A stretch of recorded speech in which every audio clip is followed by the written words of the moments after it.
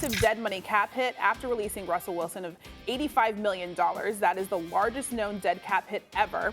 The 5-year extension he signed with the Broncos was set to start next season, and now he won't play a single game on it for Denver. We got Robert Griffin III joining us now. RG.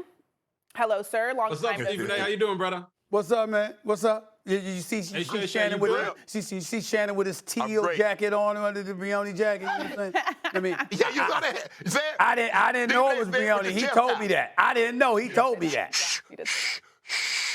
You told the world already. Oh, please. My bad. All right, Shannon, I'm going to start with you on this one. Who is the most to blame for the mess between Wilson and the Broncos?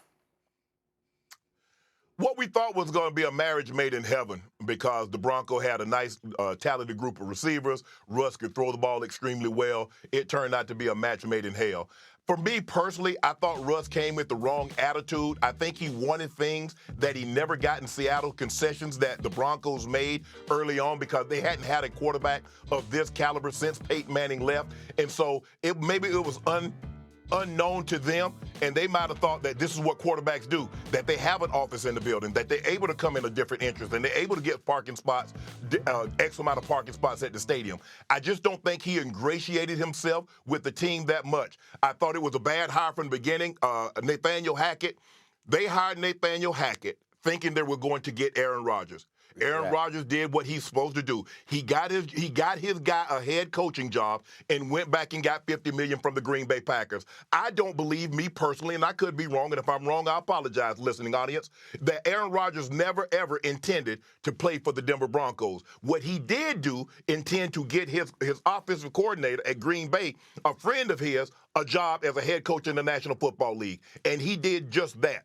But when Sean Payton comes in, he hears of all the things that Russ has going on with the team in the office and the this and the that. And I don't need to get too far in it because that's neither here nor there. He never, ever gave Russ a second chance to win him over. He came in with this ideology. He's like, how could you? This doesn't go. This is not team building. This is not what a team. Players do not separate themselves. So for me, it's like, Stephen A., we hear this all the time, Stephen A.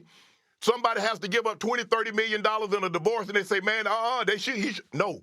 If it's over and you're ready to move on, separate ways. There's not enough money to keep you in a situation in which you're unhappy. I think Russ needs this, and the Broncos need this. But Russ didn't live up to his obligation, and I think the Broncos organization failed Russ in the beginning by hiring that guy that had no business being a head coach or his offensive coordinator.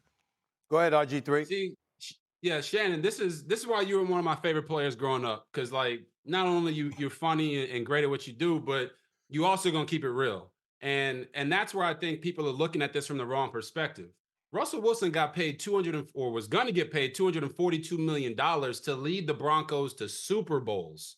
But why would you invest as much as they did into him, trading 5 draft picks and 3 players and all the other things that you gave him to not fully go all in on him? Hackett was hired, like you said, to bring Aaron Rodgers there, but he didn't. So what did they do for Russ? They paired him with a first-time head coach, a first-time GM, a first-time play caller, and a young roster. They wanted Russell Wilson to go out there and do what Matthew Stafford had done and win a Super Bowl in year 1, and do what Tom Brady had done with the Bucs and win a Super Bowl in year 1. But they didn't give him that Super Bowl supporting cast. When you look at Russell Wilson there in Denver, you gotta be good at something.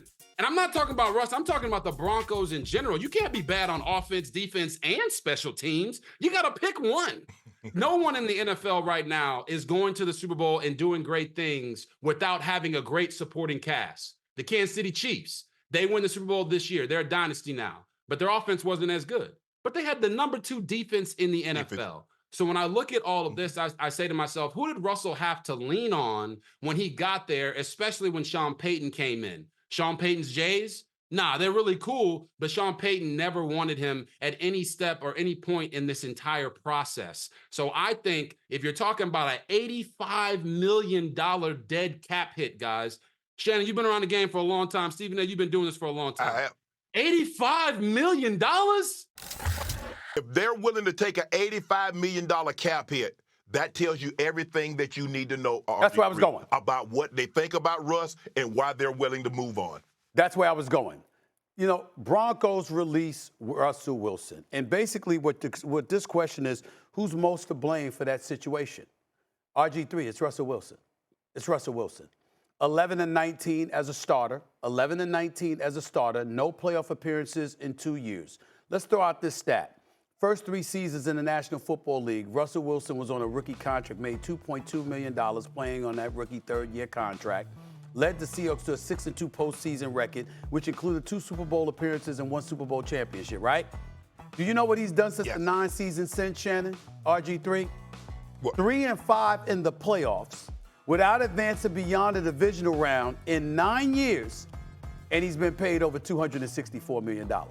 So there's something about, in other words, before he arrived in Denver, there was evidence that once he got his money, he wasn't the same. That's what I'm trying to say. So then you come to Denver. Yeah. Let's take into account and dissect, RG, what Shannon pointed out. And Shannon, listen, we got, let's keep it real here. This is a 3-time Super Bowl champion, sure. Where's a couple of those Super Bowls? That was in Denver. I've been to Denver. Look, why the hell would I be in Boulder, Colorado? All right, I went down there because of primetime Deion Sanders. Right, that ain't too damn far from Denver. All I know is that when I strolled into the downtown Denver, they parted the Red Sea. All of a sudden, reservations were easy to get. People were so nice to me. They saw Shannon Sharpe. I mean, you know, I'm looking for his damn statue. Okay, at Denver, his brother's deified in that city. All right, so we got the. I'm on radio with Stink yesterday. Mark Schlereth, our former colleague here at ESPN, doing great work in Denver. What's the first words out of his mouth? Tell my boy Shannon I said hello. Everybody loves Shannon in Denver. So we all know that with Shannon Sharpe, America, listen to what he ain't saying, because he knows. He knows. He just ain't going to say it. Well, damn it, I'm going to do it for him. Russell Wilson rolls up into Denver, all right? Not only did he roll up in Denver, he rolled up with Sierra. So guess what? You got people feeling him. They like that. Come on in. What does he do? You got about 4 different parking spaces. You got side entrances. You got your own office, okay? You are literally feeling yourself in a way that distanced you from teammates. I'm telling you what they told me, RG. I don't know. I haven't spoken to RG. I haven't spoken to Russell Wilson about this. But you can ask Shannon. You can ask anybody. This is what I have been told. He was there. There are quarterbacks that get preferential treatment. Most of the stars do.